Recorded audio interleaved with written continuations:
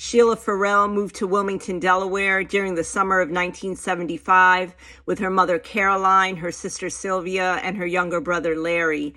They moved into a second-floor apartment on West 35th Street, which was in an integrated part of the city. Sheila was boisterous and full of life. She loved to talk and dance. She actually had a scholarship for ballet, and people loved her magnetic personality. When she first moved in, neighbors remember her knocking on their doors and asking anyone if they had children who wanted to come out and play. So it was on the last day of summer in 1975, the day before she was supposed to start 8th grade at Marguerite H. Burnett Middle School, that 13-year-old Sheila Farrel stepped outside to play. Around 6:50 p.m., roughly 2 hours before sunset, Sheila was outside watching her younger brother Larry and cousin Kevin Matthews pick peaches from a neighbor's tree. Coming slowly down the street, a green and yellow Chevrolet prowled to a stop next to the row house where the children were in the tree. One of its passengers, an outraged white man in khaki pants and a white t-shirt, jumped out of the car and confronted the children. "Get the hell out of that tree," he screamed.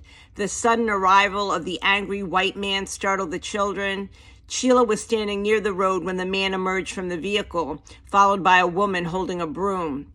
The children scattered. Sheila brothers Larry was startled and fell from the tree. The woman chased after him with a broom until he escaped through an alleyway between 34th and 35th Street. Running home, Larry looked back for Sheila, but she was gone. They all started running. Eyewitness Darrell Wright testified in court, and the girl, she took and ran, and then the man took and ran after her till he got to the corner. Sheila was quick, dashing around the corner onto 34th and Washington, where her cousin Kevin lived, when all of a sudden from behind her, the white man's voice boomed, "Stop or I'll shoot." On the second floor of his home on West 34th Street, 19-year-old Willie Johnson was watching football when he heard what sounded like a firecracker. He looked out of the window and saw Sheila running for her life. He stopped and extended his arm, Johnson would later testify in court, and I saw a pistol in his hand. I heard another shot, and I saw a little smoke, and Sheila clenched her chest. The sound of her desperate, pained scream cut out through the peaceful summer air, but she kept running. Sheila kept going, leaving a trail of blood on the sidewalks along 34th and Washington Street. Approximately 500 feet from the peach tree, Sheila collapsed on the sidewalk on the front steps of her cousin Kevin's house.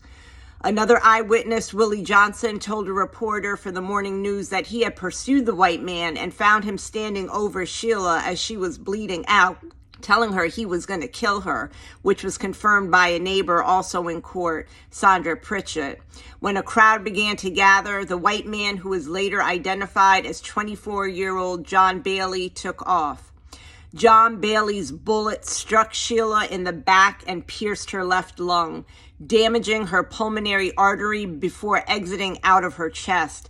She lost 70% of her blood, requiring 13 pints of transfusions to reestablish cardiovascular circulation. Doctors feared her brain was starved for oxygen for several minutes, potentially causing irreversible neurological damage.